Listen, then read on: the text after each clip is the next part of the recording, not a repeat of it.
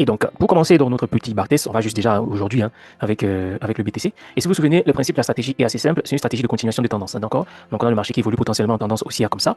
Et tout d'un coup, boum, il vient prendre la liquidité. Donc, il vient prendre ce qu'on appelle l'inducement. Parce que n'oubliez pas, je vous ai dit, c'est quoi l'induction? L'induction, c'est tout simplement le dernier point bas qui est formé par la dernière correction valide qui a provoqué le dernier break of structure. Donc, le prix vient prendre donc cet induction et va faire un break of structure. Et donc, nous, dans ce contexte, on va tout simplement entrer, d'accord, sur l'ordre bloc extrême pour aller chercher potentiellement des plus hauts. C'est vraiment le simple principe, d'accord, de cette stratégie. Et vous savez, en trading, plus une stratégie est simple, mieux elle est. Et je vous ai dit que cette stratégie, c'est une stratégie qui a fait ses preuves. Je l'utilise personnellement pratiquement tous les jours, quel que soit le time frame, d'accord. J'utilise tous les jours sur différents actifs. Et ce qu'on a par exemple, aujourd'hui, on avait le BTC, ok. On avait le BTC, on voit globalement, c'est vrai que si on dézoome, ok, c'est vrai que si on dézoome, le BTC est en achat, ok. Le BTC est en achat, ça veut dire que si on veut appliquer le principe, qu'est-ce qu'on aura? On a le prix qui nous a fait une expansion, ok. Ensuite, le prix nous a fait une correction. Alors, pourquoi ce truc-là me dérange comme ça? Voilà. Donc, on a le prix qui nous a fait une expansion, il nous a fait une correction ici, il nous a fait une nouvelle expansion, il a laissé de l'induction ici, le prix est venu prendre cette induction, bien sûr, le prix a formé une structure interne, il a poussé, ensuite le prix est venu prendre la liquidité ici. Donc, après la prise de l'induction, on a une prise de liquidité et le prix, boum, a explosé. Et on peut voir qu'ici, ok, on a le respect de ce qu'on attend. On a besoin d'une prise de l'induction, magnifique sub de liquidité dans tous les cas. Et donc, qu'est-ce qu'on a ici? On a notre zone extrême. Ok, on a notre zone extrême. C'est vrai qu'on peut la ramener jusqu'ici. Donc voilà, on a notre zone extrême qui est là. Donc ce qui fait que, par exemple, quelqu'un qui veut acheter, il va acheter là, il met son stop en dessous et il va aller target les plus hauts. Alors le ratio n'est pas si intéressant que ça. Donc il peut décider plutôt d'acheter sur les 50% de la zone, par exemple, et d'aller viser les plus hauts. Ou mieux encore, étant donné qu'en réalité, si on dézoome, ici, on se rend compte que le prix est venu mitigate. Ok, le prix est venu mitigate la zone, ok, de demande qui est là. En réalité, on a ici la zone d'achat. En réalité, c'est là. Sauf que je ne suis jamais très à l'aise à mettre mon stop. Ok, je suis jamais très à l'aise avec ce fait à mettre mon stop derrière une zone, tout en sachant quand même qu'il y a un plus bas qui est encore présent. Généralement, moi, je n'aime pas ça. Donc, bon, peut-être je vais attendre une confirmation derrière et puis on verra bien. Ok, donc ça, par exemple, c'est là où on en est sur le BTC. C'est là où on en est sur le BTC actuellement. Maintenant, pourquoi cette position de vente ici? C'est pas, ça respectait toujours le même principe. Je vous ai dit que c'est une stratégie qui fonctionne. Que vous soyez dans le sens de la tendance, que vous soyez en contre tendance, mais il faut bien juste suivre le mouvement. Ok. Qu'est-ce qu'on a? On a le prix qui a chuté comme ça. Ok, derrière il nous a fait une correction. On a le prix qui nous a fait ça. Ensuite une correction. Ok, il nous a fait ça, une correction, il nous a fait ça. Et je vous ai dit, le dernier point bas responsable du dernier break of structure, le dernier point haut par exemple, parce que là on est dans le cas d'une vente, le dernier point haut responsable du dernier break of structure, c'est celui-ci. Donc voici notre induction. Voici notre induction. Ok. Maintenant si on a notre induction, on a besoin donc de notre zone extrême où on va faire notre entrée. Alors on constate que le responsable en fait de toute cette chute ici, c'est ce point haut ici. On a un sub de liquidité ici. Le marché est venu suivre la liquidité. Ok. J'espère que vous m'entendez toujours très bien parce que j'ai l'impression que le truc est parti. Vous m'entendez? Ok, super. Donc on a notre chute de liquidité ici, on a notre chute, et donc tout ce qui se passe ici, c'est de la liquidité. Ok. Tout ceci, c'est de la liquidité. On a notre induction. Donc voici notre zone extrême. Voici notre zone extrême. Ok. Voici notre zone extrême. Donc logiquement, quelqu'un peut faire donc une entrée directe ici, avec un stop derrière, pour venir viser les plus bas. Ok. Normalement, quelqu'un pourrait faire ça. Mais tout à l'heure, quand j'étais en train de trader avec les autres de l'autre côté, bon, j'étais sur une minute. J'ai passé beaucoup plus de temps sur une minute. Ok.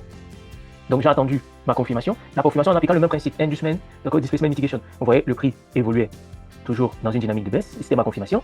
J'ai attendu. Ok. Le prix évolue. Qu'est-ce qu'il fait derrière? Il fait une correction ici. Il va faire un plus bas. Ok. On a une cassure de structure. Donc où est notre induction? Il est là. Voici notre induction. Et où est notre zone extrême? Voici notre zone extrême. L'ordre bloc qui est responsable de cette cassure de structure. Derrière, on a eu cette correction. Et donc derrière, c'est sur ça, c'est ici que je les ai demandé de faire notre entrée. Même si moi j'étais déjà entré bien avant, mais c'est ici que j'ai demandé de faire l'entrée. Ok. Et derrière, boum. Ok, le prix est parti. Bon, ici c'était le TP1. Le TP1 était là, on atteint le TP1. Et vous voyez, le marché est revenu. Ok, toujours la même logique, d'accord. Ici c'est un peu technique, mais c'était la même logique, d'accord. C'était la même logique. On a le prix qui a chuté, sauf qu'il n'y a pas eu de correction ni de cassure. Ce qui signifie qu'en fait l'induction, c'était celui-ci. Ok, c'était lui qui était l'induction, vu qu'il n'y a pas eu de correction, plus une cassure derrière. Donc là le prix est venu prendre cette induction. On a tenté un nouveau sell encore. Notre TP1 était là. Le prix a touché le TP1, il s'est retourné. Vous voyez que derrière, il s'est retourné. Bon, on est sorti en BE et puis bon, voilà. Mais la logique de vente restait actuellement. Après, il y a eu ce petit scalp d'achat. Et après, le prix chute. Vous voyez, le prix chute. Confirme toujours qu'on était en vente. Et vous voyez que le prix nous sort, ok, puisque cette position était en BE, même si ça n'a pas touché SL, c'était en BE. Mais le prix nous a sorti et a chuté. Quelqu'un d'autre aurait paniqué, vous voyez, quelqu'un d'autre aurait paniqué, mais quand tu sais ce que tu fais, quand tu sais ce que tu cherches, toujours la même logique. On ne se précipite pas, on attend que le marché nous donne ce qu'on cherche. C'est vraiment pour ça que je vous dis, cette stratégie marche. Vous pouvez l'utiliser comme confirmation, vous pouvez l'utiliser comme entrée directe. Elle fonctionne. Regardez ici, ok. Toujours la même logique. On a le marché qui a fait une correction, ok. On a le marché qui fait une correction. Après, il engage finalement une continuation à la baisse. Cassure de structure, ok. Cassure de structure, correction. Et que là, il ne fait pas une cassure de structure, donc il vient faire un sub de liquidité. C'est pas ce qu'on cherche, ok. Nous, on veut de l'induction propre, comme on a vu, ok. Le marché fait sa correction, il pousse. Ok. Et il vient casser. Donc derrière, on fait notre entrée ici. Tout simplement. Ok. On fait notre entrée là. On met le stop. Bon, le stop, on le met un peu éloigné pour des mesures de sécurité. Sinon, là, le stop, il est censé être même que là. Mais bon, on n'est pas là pour faire le trading pour impressionner quelqu'un. Donc on met là, et puis voilà, on va viser les plus bas. Ok? On va viser les plus bas. Sans se prendre la tête. Toujours la même logique. La même logique. Et généralement, je vous le dis toujours, quand vous avez une stratégie, est-ce que ça va marcher à tous les coups? Non. Mais il ne faut pas paniquer. Quand vous avez une direction, respectez la stratégie, suivez le biais. Suivez le biais. Si le marché vous sort, c'est pas grave. Attendez la prochaine configuration. Imaginez un peu, le marché me sortait comme ça m'a sorti ici, je commence à paniquer, je m'énerve, etc. Non. Tu restes focus. Qu'est-ce que tu recherches? IDM. D'accord? C'est quoi l'IDM? C'est le nom que j'ai donné dans la stratégie. C'est tout simplement inducement. D'accord? On vient piéger. Donc on vient d'abord piéger tous ceux qui pensent qu'on est passé en vente parce qu'on est venu casser ici. Donc on fait un inducement pour les piéger. Ensuite on fait ce qu'on appelle le displacement. Le displacement, c'est-à-dire qu'on va dans la véritable direction avec agressivité. Et généralement vous allez voir le displacement, il est agressif, il n'est pas timide. D'accord? Displacement signifie déplacement. Donc on se déplace d'un point A à un point B mais de façon agressive. D'accord? On ne veut pas de la timidité. Vous voyez ici par exemple, mouvement agressif. Donc displacement agressif. Vous voyez ici encore displacement agressif. Donc les déplacements sont agressifs avec des bougies vraiment agressives. OK? On vient ici par exemple displacement agressif. Vous voyez? Agressif. Si vous voyez, on vient sur 15 minutes, on revient sur notre 15 minutes. Ok? On revient sur notre 15 minutes. Vous voyez que là, par exemple, encore, on est venu ici, on a pris l'inducement, ok, derrière, displacement. Vous voyez que le displacement est agressif. Ça veut dire quelqu'un qui peut voir encore une nouvelle opportunité, par exemple, pour entrer en position, il va attendre la zone extrême ici. Ok? Il attend la zone extrême ici. Le marché peut venir lui faire un truc comme ça, et boum, on repart à la vente. D'accord? Donc, inducement, displacement, et à la fin, mitigation. Mitigation signifie tout simplement rééquilibrer ce qui était déséquilibré. Et donc, normalement, quand on fait le displacement, et en fait, il y a des déséquilibres, d'accord? Parce que le mouvement a été tellement rapide, que, d'accord, les institutions n'ont pas eu le temps de placer tous leurs ordres. Ils n'ont pas eu le temps de placer tous leurs ordres, donc ils reviennent, d'accord, pour placer les ordres qui n'ont pas eu le temps de placer. C'est pour ça qu'on parle de mitigation. Donc, ils reviennent rééquilibrer le déséquilibre qu'on a eu au niveau de leurs ordres, et ensuite, on a, boum, une suite. Et donc, quand c'est comme ça, tu fais ton entrée sur la zone extrême, tu mets ton stop en dessous.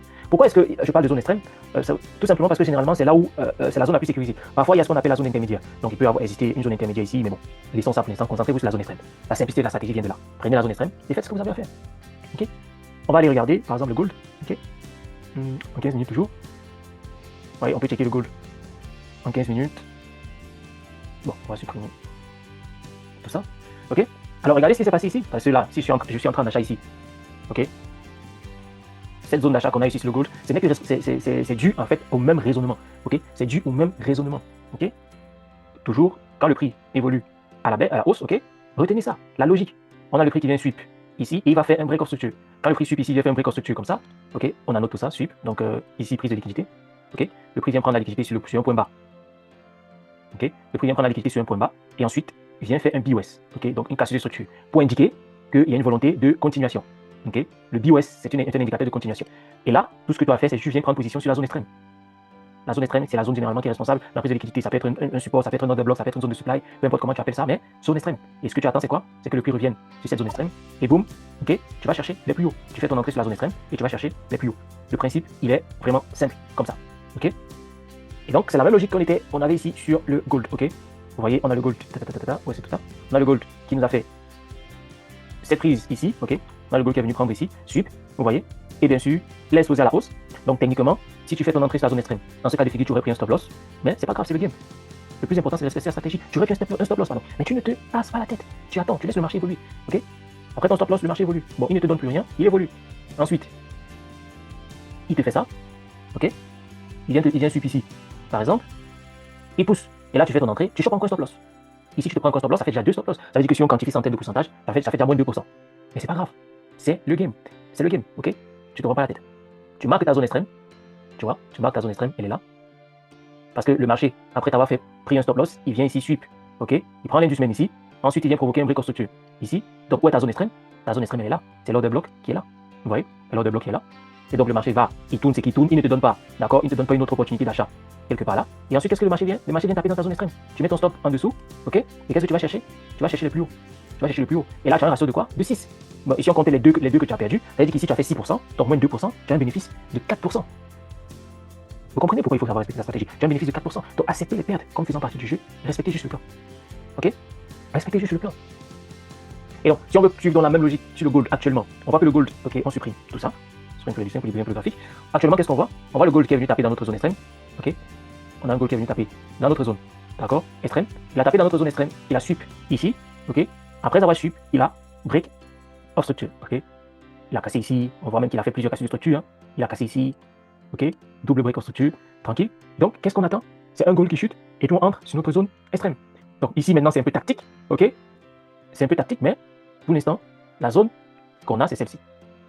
Mais je vous ai toujours dit, je n'aime pas quand il y a un plus bas. Ok? Parce que c'est ce plus bas qui sweep. Donc, généralement, c'est pour ça que je n'aime pas trop. C'est qu'il peut venir faire quelque chose comme ça et il continue. Mais bon, ce qui nous sécurise aussi quand même ici, on peut voir qu'en interne, il y a eu quelque chose comme ça. Vous voyez, il y a eu le sweep. ici, et il y a eu la cassure de structure. Ok? Donc, ça renforce un peu plus notre zone. Donc, ça renforce un peu plus notre zone. On peut réduire notre zone à ça. Voilà. Donc, ce qui fait que là, sur le goal actuellement, ce qu'on peut attendre du goal, justement, c'est un achat à ce niveau ici pour aller chercher des plus hauts. Ok? Ça, c'est ce qu'on attend du goal. Et vous voyez, cette simple stratégie que je vous donne, elle se produit littéralement sur tous les actifs. Il faut juste avoir l'œil pour voir. Il faut savoir accepter les pertes. On vient sur l'euro USD. Ok? On vient sur l'euro USD. On applique tout simplement le même principe. Tu reconnais ta structure. Vous voyez ici. Boum. Boum. Boum. Ok? On a la dernière cassure ici en haut. On a notre inducement ici. Le prix allait faire un nouveau plus haut. Et là, normalement, on s'est censé entrer sur la zone extrême. Ok? Où est la zone extrême? Voici la zone extrême. Qu'est-ce qui s'est passé? Stop loss. Ok? Donc tu as vu ça sur l'euro USD. Stop loss. Est-ce que c'est la fin du monde? Pas du tout. C'est pas du tout la fin du monde. Ça fait partie du game. Mais en arrière, par exemple, tu te chopes un stop loss ici. Mais tu te rends compte qu'ici, la même logique. Ok? Tu appliques la même logique. Vous voyez? On a le marché qui vient à la hausse. Il fait une correction. Il va créer un nouveau plus haut.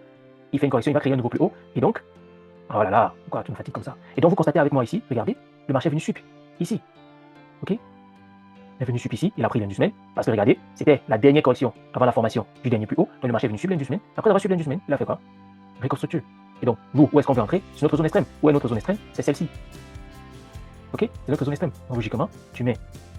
Ok? Ton entrée, il est là. Tu vois? Ton stop derrière la zone. Et tu vas viser les plus hauts. Vous voyez que là, par exemple, le marché te donne 4%, et en termes de pourcentage, le marché te donne 4%, et ici, tu prends 1%, donc tu as un bénéfice de 3%. Ok? Tu as un bénéfice de 3%. Oui, toujours, tu suis la même logique. Par exemple, ici, on est toujours dans la même logique. Ok, on a le marché qui est en pleine chute, ensuite il fait cette correction, il fait ce plus bas, donc on a notre inducement. Le marché prend l'inducement et il chute. Ok, et donc nous, ce qui nous intéresse, c'est entrer sur la zone extrême. Pourquoi la zone extrême? Je vous ai dit la zone extrême, c'est vraiment le niveau qui est toujours le plus sécurisé. Et notre zone extrême dans ce cas de figure, d'accord, c'est ici. Ok, c'est ici. Pourquoi là? Je pense qu'un autre jour, on va parler du principe de mitigation. Pourquoi est-ce que je n'ai pas choisi, par exemple, ici? Ok, pourquoi je n'ai pas choisi cette zone ici? Quelqu'un va me demander, pourrait me demander ça. Et donc, c'est le principe de mitigation. Ok, le principe de mitigation veut que quand un POI, quand le prix est déjà revenu, ok, dans un POI, ce POI en lui-même ne nous intéresse plus. D'accord? Et on s'intéresse au POI suivant. Alors, ça veut dire quoi? On a quelque chose comme ça. Ok? On a le prix qui évolue comme ça. Il nous laisse une zone ici. Ok? Il nous laisse notre zone extrême ici. Ça, c'est la zone extrême. Ok? Mais sauf que, avant de repartir, le prix vient à l'intérieur. Il tape dans notre zone et il fait notre mouvement. Donc, cette zone, connaît ce qu'on appelle la mitigation.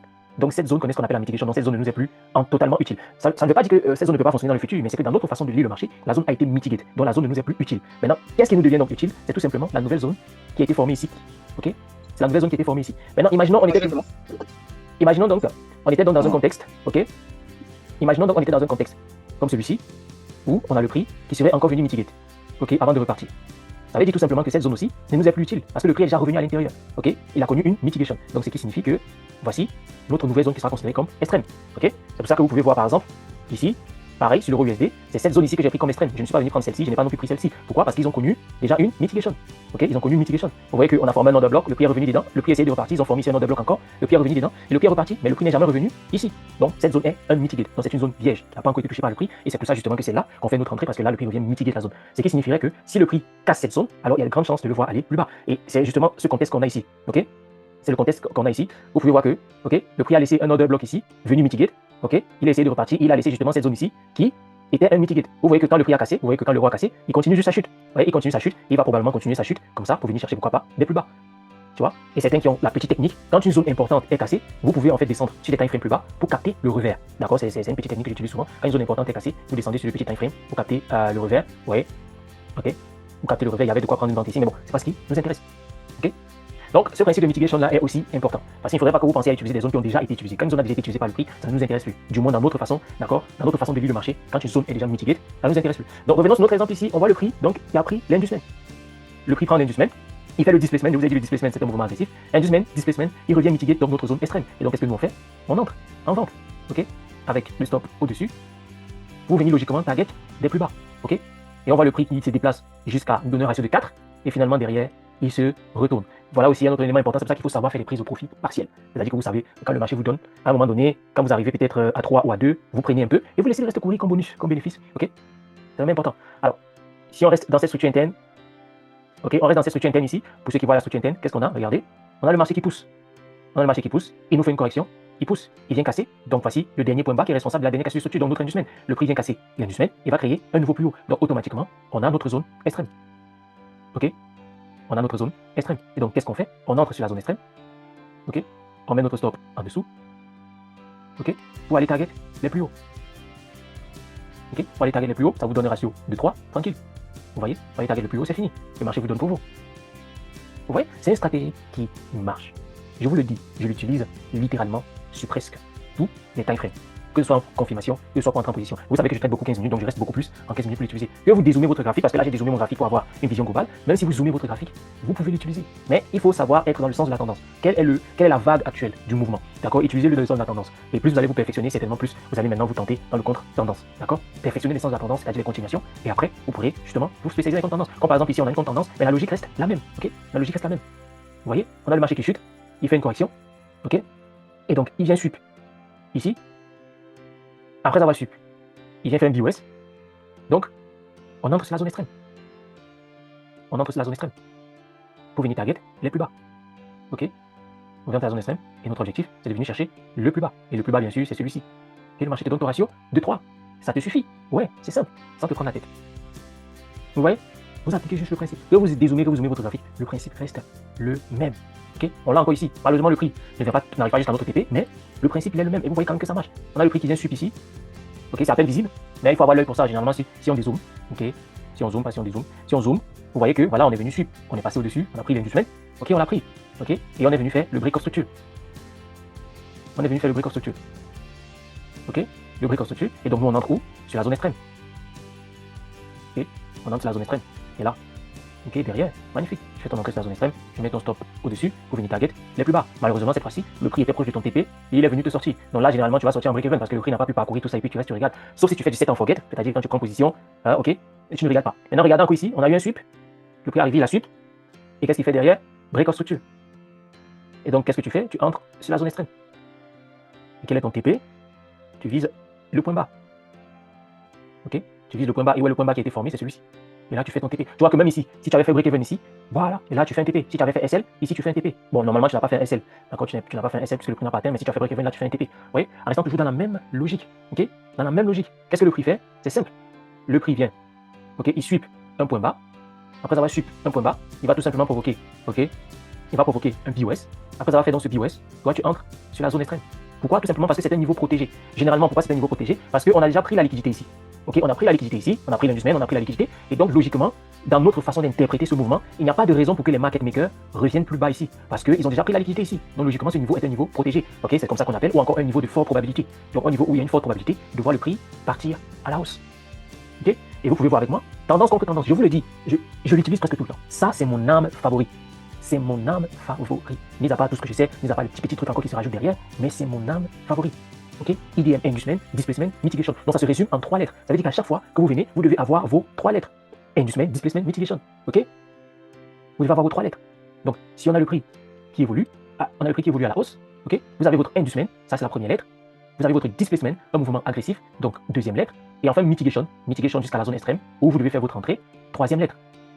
Mitigation, donc ID, ok, IDM, Inducement, Displacement, Mitigation. Retenez ces 3 lettres et vous avez une stratégie de trading qui fonctionne dans le sens de la tendance, masterisée dans le sens de la tendance, et vous reviendrez vous apprendrez en fait à faire le contre-tendance un peu plus tard en fonction justement de l'expérience que vous allez accumuler devant les graphiques.